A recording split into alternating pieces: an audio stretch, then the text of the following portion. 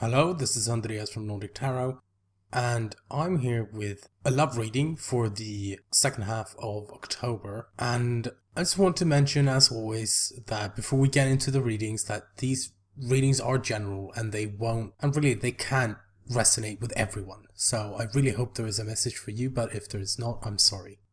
Thank you, and I hope you enjoy your reading. Hello, Taurus, Sun, Moon, and Rising. So this time around, your underlying energy is the Sun. And, I mean, that is a fantastic card. And it's a great position. The Sun is a card that kind of makes every card around it brighter. It just illuminates everything. And the underlying energy, that's a placement that kind of permeates throughout the entire reading. So all the cards are affected by the Sun being in your underlying energy. And the Sun is like I said, it's illumination, it's enlightenment, it's seeing things for what they are. Everything's clear, everything is in front of you, and it's, potential, just potential in of itself, and it's happiness.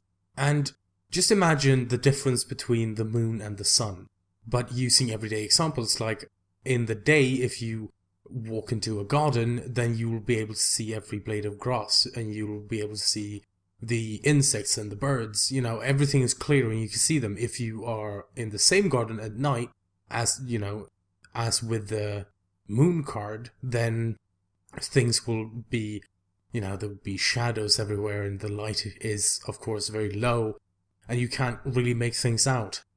So the Sun is kind of what's happening in this reading, where things will be clear and positive and have great potential. And that's why I'm kind of wondering what's going on in your situation. Because you have, at the heart of your reading, the Seven of Wands, which is someone who's taking a stand. This is like the warrior spirit card. And like I said, someone's taking a stand. Someone's standing their ground, and they've got an advantage as well. Because they're on, a high ground. But, so this can be a very defensive energy sometimes if you feel like you are having to stand your ground like this. But it can just be like, no, I've decided that this is what I'm going to do. This is how I think. This is how I feel about something. And you're kind of willing to fight for it, You're willing to put up a fight to defend this, principle or viewpoint or action or whatever it is. But it's crossed by the Eight of Pentacles. And the Eight of Pentacles is a card that speaks of work, putting in the work. And it's sometimes called the Apprentice card because this is kind of the path toward mastership. So you're currently being like in the apprentice stage of that journey. And the Eight of Pentacles, as opposed to the Seven of Pentacles, the Eight of Pentacles is work you're willing to do and you don't mind doing it. It's like a known quantity kind of work. Like you know what you're doing and you've been doing it for a while. And now it's just about putting the work in to hone your skills and gather experience. Whereas the Seven of Pentacles can be more like sustained work, and it's kind of patience, and it's really not this, like both cards are about working, but the energies are very different. But this can definitely be, like with the Seven of Wands, you're clear on where you stand, right? And then with the Eight of Pentacles, you're willing to put the work in. And that's kind of what I'm going with because of the Sun, because of the positivity and the potential that the Sun has, right? But in the past, you had the Hermit. And the Hermit is a very spiritual card. Like, sometimes it can be that you're on your own, or you're alone, or you're not in a relationship. But it can also mean, of course, that you're in a relationship, but you feel lonely within that relationship. And even if you are right next to your partner, if you feel like alone, then, you can still feel miles apart even though you're so close. And the Hermit is this kind of card. This is someone who's looking for enlightenment, looking for answers, and they have set out on their own to do this. Because the only thing the Hermit needs is himself. And all he uses is his lantern and his staff. And he's looking for these answers. And then, with the Sun in the underlying, it kind of feels to me like you've received these answers, or you found them, or you found something out because of the enlightenment that the Sun brings. Things are clear. So having been in the past with a Hermit, and it can be like I said, someone being on their own and being alone, like maybe you were not in a relationship in the past, for example. But that's moved on then to the present energy of the Ace of Pentacles. And the Ace of Pentacles is a stable new beginning, right? There's this potential here for a stable new beginning. And as far as relationships go, I think I have to agree with the people that think that the Ace of Pentacles is probably a better start to something than the Ace of Cups. And incidentally, you do have the Ace of Cups as well in this reading. Ace of Cups is not bad by any stretch of the imagination at all. But if you want to start a new relationship, then the Ace of Pentacles gives you more of a promise of longevity, and that it's going to be stable and grounded and kind of be like that, whereas the Ace of Cups can just be this like, oh my god, I love this person, or that's amazing and I want to do this. And it's not, it can be, it's a lot, happens a lot faster than the Ace of Pentacles, because Pentacles, I feel anyway, are slower than Cups. But with the Ace of Pentacles, everything's on the table, and everyone's grounded and everyone is moving at a decent pace. I kind of feel like it has, like you found something out, there was someone maybe delivered some kind of message to you, or like there was some decision or something that came in, or a decision you made here that, yes, no, this is what I want, this is how I'm going to go about it. And, this Ace of Pentacles here, this can be what the Seven of Wands and the Eight of Pentacles is talking about, right? Like, you are now standing your ground. Like, no, I want this, and I'm willing to work with it and toward it. And that can be the Ace of Pentacles. But then we move to the future, and the future has the Seven of Swords. Now, the Seven of Swords is probably the iffiest card, so to speak, to use a technical term, that you pulled this time around. Because the Seven of Swords can be about secrets and, lies and deception, all these nasty things, right? But it can just be that there's something here that if this is your energy that you're expressing, is it like there's something you feel like you have to be secretive about? Is something you feel like you kind of have to sneak with? Not that you're lying to anyone, but that maybe there's just something you don't want to share with someone. You just don't really want people to notice this. And what is that in the future? I think that's something that's quite important to look at. I mean, in your crowning energy or your advice card is the Fool as well. So I'm kind of wondering if it's this thing where, is it talking about this new beginning with the Fool? Like the Fool is taking a leap of faith and a new beginning and all these things, and that can be about the Ace of Pentacles and the Ace of Cups for that matter. But is this new start, is this new beginning something that you don't really want to share with someone? Is that the kind of thing that's coming up in the future? Because this can be someone who just leaves suddenly, who just kind of disappears, and you're like, what happened here? And I'm not saying this is you, but if it is, like, what is this kind of thought process or emotions that are going on that might be creating this? And I don't really feel like it's you. I know I've been talking about it like it is you, but that's just one possibility. And I don't really feel like that is you, because you do have the Seven of Wands in your present. Like, you are standing your ground and you're willing to work toward that, right? But this can just be that there's something you don't really want to share with someone. And like I said, in your crowning energy, you do have the Fool, which is this new beginning, which is this leap of faith. And it's going on faith, not having all the information, not knowing everything, and despite that, being brave enough to go out there and find out what's over that hill or around that bend in the road, right? And I kind of very much feel like this is, like, maybe you're doing this with someone else. And maybe this is taking that leap of faith with a new partner, or an old partner, someone you've been with for a while, and it's just this new leap or new beginning or new journey with someone you're with already. Like, it can be a new beginning to an already existing relationship. And I'm definitely not saying this is easy, and it doesn't look easy, because in your feelings you have the Ten of Wands, and the Ten of Wands is someone who feels overburdened, like things are difficult right now. And I mean, look at this card. This guy does not look like he's about to give up. He has got all these wands on his back, and he's climbing this hill or this mountain or what's going on here, or whatever's going on here. And, he's, is this firewood? Is he going back to his village or something? And he's like, well, it doesn't matter what happens. I need to get this firewood to my village before dark falls, before the night comes. So it's definitely not a card that's saying that you're giving up or anything like that. On the contrary, it just looks like you're trying to like hunker down. It's like, oh God, I need to get this done. But that doesn't mean that it's not difficult. And what the Ten of Wands kind of advises us, about is that, is there another way of doing it?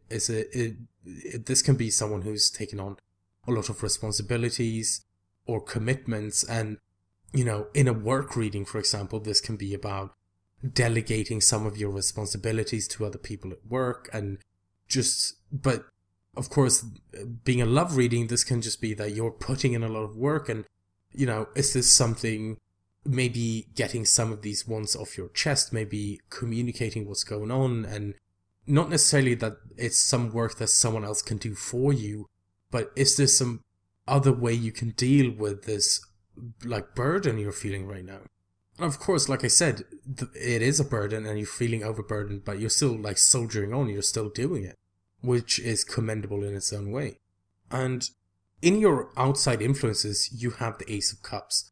And this is, like I was talking about earlier, can be new love. This is like emotional growth. This is developing feelings for something new, or for someone new, or someone like it can be about existing feelings kind of being reignited as well. That you find this new love for someone or something. Now, the thing with the outside influences is that this is not something that you've necessarily noticed yet. This is an energy that's coming in, and it's kind of surrounding the entire reading, but that doesn't mean you've noticed the effects, or that you notice that it's there yet. But the energy is there, despite that. And this can be something as simple as, hanging out with someone for a long time, and then all of a sudden one day you realize that, oh, I think I'm in love with them. And that happens. That happens to people all the time, where they just kind of walk into that and realize, oh, goodness, I didn't know that was going on. We were good friends and now I'm in love. And that's the kind of energy that the outside influence brings you. And the Ace of Cups is also like a card of healing and intuition as well, because it is emotions. It's water, which represents our emotions. Now, in your outside influence, you have the Two of Wands. No, sorry. Now, in your hopes and fears, you have the Two of Wands. And the Two of Wands is one of the choice cards. And you have the Two of Pentacles and the Two of Swords. Like, the Two of Swords is a card of a difficult decision. This, like, we don't have enough information, or we don't want to look at something because it's a difficult decision to make. The Two of Pentacles is a card that speaks of focus and balance, and that juggling the Two Pentacles in this card requires a lot of effort, and that effort might not be able to be sustained forever, and that at some point we might have to put one of them down and pick one. And the Two of Wands is about picking a path. Where is my life going to lead? Am I going to go to the left? Am I going to go to the right? You've reached a fork in the road, and now you kind of stood there wondering, which way do I go? And of course, I understand, like, in the hopes and fears position as well, I feel like this is about kind of, am I going to make the right choice? What if I don't make the right choice? And I feel like a difference I feel, just in myself at least, between the Two of Wands and the Two of Swords, for example, is that the Two of Wands is, you pick a path, right? So you know where you came from, you know what got you here. So if you pick a path, going back on that path is probably quite likely that you know how you got to where you are. All you need to do is turn around and go back to the fork in the road, and you can pick the other option. But I understand that it's like, oh, I don't know which choice to make here. What's the right choice?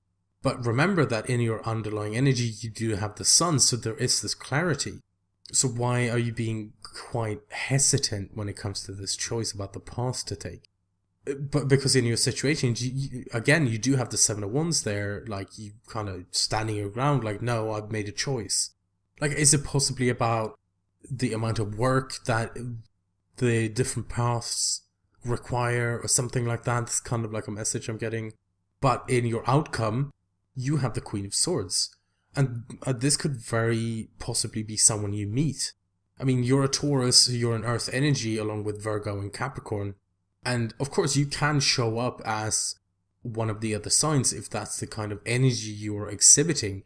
But I feel more so that this is someone you meet or someone you deal with. And is this a romantic partner? Like, potentially, of course. And I just want to say that even though this is a Queen of Swords, because this is a general reading and it's so broad, it's more about the general energy of the person, not so much the gender. Because, like, for example, if you came up as the Queen of Swords, then I would say that even if you're a man or someone with a lot of masculine energy, you can still show up as the Queen of Swords because of how broad the reading is. And that, of course, applies to if this is someone else. Like, if you're a straight woman, then this Queen of Swords would probably be a man in your situation. But I feel like the Queen of Swords, she would bring a lot of clarity. She deals with the truth. Like, if you tell the Queen of Swords and the King of Swords the truth, they will appreciate that a lot. Like, if you went to a King of Swords and asked him for help, it's like, oh, I messed up, I did this, I know, I'm not proud, or I didn't mean to do this, but I'm telling you the truth because I need your help. The King of Swords will help you immediately. Both the Queen and the King of Swords have great advice, they have a lot of knowledge, they've been through a lot, and they have, like I said, a lot of advice to give you. But this can definitely be just like a romantic partner as well. That would be an air energy, so that's a Gemini, Libra, or Aquarius. So that's a Gemini, a Libran, or an Aquarian. So of course, that helps narrowing it down as well. Like, do you know someone like this already? Maybe this is someone you've already met, and maybe this is someone you're already with as well. Now I want to move on to your Oracle cards, and from the Oracle of E, you've pulled number 15, GPS. OMG, your intuition is being a real show-off these days. It's so ready to help navigate your life, and quite frankly, it's getting a tad bit impatient. It just can't understand why, when it knows the fun, easy route, you insist on doing everything without its help. There is no need to be lost, ever, especially now that you're about to stumble onto a gold mine. And I feel like this can, definitely speak to the Ace of Cups. Immediately, because like I said, the Ace of Cups is about intuitions. So are you getting this intuition coming in for you? And if you do, if you're feeling quite intuitive about the answer to the Two of Wands query in the Hopes and Fears, for example, then will you trust your intuition to lead you in the right direction?